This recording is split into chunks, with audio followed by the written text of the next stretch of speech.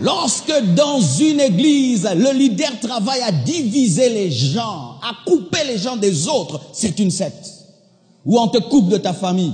Mes frères et sœurs, il est important de rester attaché à sa famille. Pourquoi? Ton père te connaît, il peut voir que tu as changé.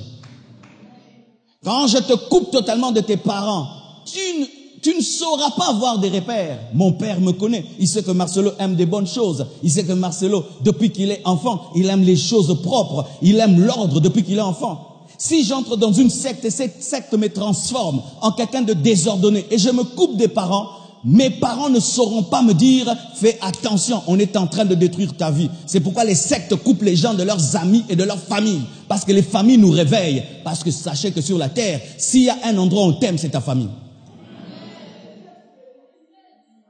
Où on donne priorité à la communion dans l'église plus qu'à la communion avec les familles. Non, tu n'es pas sorti d'un arbre, tu n'es pas sorti du pasteur, tu es sorti d'un homme et d'une femme. La Bible dit que ceux qui négligent ceux de la famille, celui qui ne prend pas soin des siens et ceux de sa famille est pire qu'un infidèle. C'est la Bible. Une église qui te fait oublier ta famille n'est pas l'église de Dieu. Une église qui te fait oublier tes enfants n'est pas l'église de Dieu. Une église qui te fait oublier ta femme, ton mari n'est pas de Dieu. À l'église, on te dit d'aimer ta femme, d'aimer tes enfants, d'aimer ton père, d'aimer ta mère. Même si ce sont des sorciers, tu dois les aimer. Que jaillisse celui qui m'a engendré, pasteur. C'est la chair. Pour que vous puissiez tout donner à l'église. Moi, je ne veux pas que tu puisses tout donner à l'église. Non, non, non, non. Je n'ai pas besoin de vous escroquer pour que l'église grandisse. C'est l'œuvre de Dieu, ça grandira. Quand tu donnes à l'église, donne aussi à ta famille. Donne aussi à tes frères et sœurs. Donne à ta mère, donne à ton père. Ne donnez pas tout ici. Ne donnez pas tout ici.